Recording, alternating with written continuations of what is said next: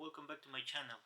In the episode of today I want to share my first experience using Cinestill 800, which is a well-known film, favorite by many, but for those that are newcomers into film photography I just want to say that Cinestill 800 is a repackage of Kodak Vision 3, which is a film for cinema, but it is adapted to be able to be shot on stills. So it is a high ISO film that will allow us to shoot photography into low light conditions. So it is really good for like portraits and interiors and so on.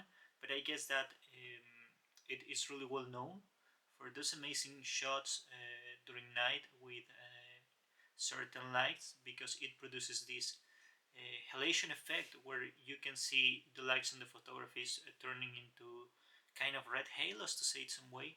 Of course, you can always go and check a bit how is the look of this film in lomography or in the platform of your preference. In general, it's a film that it looks really interesting to me, but it is a bit expensive. So a couple of weeks ago, a friend of mine decided to get rid of many photography equipment, and he was basically giving a discount on everything, so I got a chance to get a roll of Cinestill to try it out, and I decided that it was a good opportunity to do some portraits I wanted to do to cover a concert that it was gonna take back a couple of weeks ago, and of course to seize the holiday season that comes with lots of Christmas lights on the street. And I guess that that's the perfect scenario to try out the film. I must say I got a couple of great photos, but in general I am still dealing with learning on how to use the manual focus of the Olympus OM-2, and this in combination with my lack of being able to be impatient and taking things slowly when shooting film made that lots of the pictures were out of focus. But in general I am content with the result. I guess it's a film I will use again, but let me say I will do it for really specific situations. Right now I am trying another 800 film that is produced by the company Reflex, I guess. I will talk more about it on another video, but in general, like, I'm trying to compare this kind of films that come from the same Kodak Vision 3. And anyway, I don't know, I think that it's really worth to try because it's cheaper than Cinestill, but as I say, that's topic of another video. So let's go to the pictures, let's check them out, and I will be uploading the complete film roll to Patreon. So if anyone is interested into seeing it, you can go always and subscribe there. But there are like the best photos here on YouTube, on my Instagram, on my lomography page, that of course links are on the description. So let's go with the pictures. So to start, we have the photos of the concert I was talking about. I want to start like this with this photo from the door of the venue. That it was already very dark, but as you can see, it causes like this halation effect that I was talking about.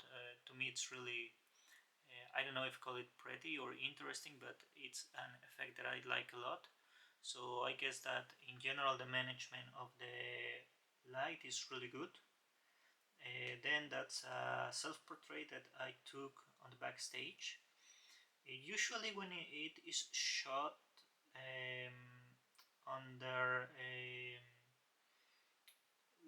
let me say, not with all the saturation of the lights on the street in combination with the contrast of the darkness, but like in indoors and so on, it has this like kind of greenish tone that many people like, many people don't like. In personal, I think it's a really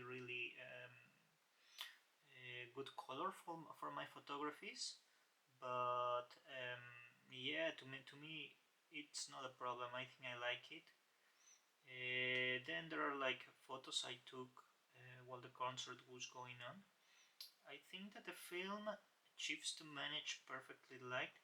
I can even see that my exposure was a bit overexposed, obviously where the light was hitting the artists directly to the face and so on. I could have like maybe had one or two steps less, I don't know, to be honest, but in general I guess that the performance for how dark was the venue was perfect. And well, here is a really bad focus photo of the program that was outside on the street, and I guess that again, besides my bad focusing, it achieves to perform good on low light. Then we have the photos of the street. I was at Bahnhofstrasse in Zurich, trying to capture some of the pretty Christmas lights that are there. And I think this was my favorite setting to use the film roll, because as I said, it's where you can see that the film gives its best. It was not totally dark, it was just like right away after the sunset, so there was like still a bit of like natural light. But in general, in combination with like this winter mood and Christmas lights and all the advertising from the stores and so on, I think it creates a really beautiful halation. At least I like it. I'm curious about to trying out for portraits, like during nighttime with somebody, and try to use the lights as a part of the main subject of the photos. But I think in general it's a really good film to shoot in these kind of conditions. Uh, then we have some photos, some portraits that I wanted to do before the concert, so they were with a bit more of light. And I think that the performance is again really good. As you can see, it comes with this kind of green tones that I was talking about, but to me they are really good. And yeah, the photos look very, very, very pretty. And also, there was a couple of photos of the rehearsal that I think that they were kind of good. Then finally, I wanted to show you these photos. Like, there is one photo of my cat that I think that it's really nice. Nothing to be like surprised about, but I just wanted to show how it performs like on interiors with a really strong white sunlight. And I think that even if it does a good job, I wouldn't spend such a film roll on try to shoot in these situations. I think that you really need to take it to a low light condition for it to shine, or really the best thing you can do is to take it to the streets and take advantage of the many lights that could be there. I also try to shoot it under like the cloudy light of a cloudy day, and I think that again it's a really good roll. You can see like the colors are like not very saturated, and it gives you the same mood of the winter days.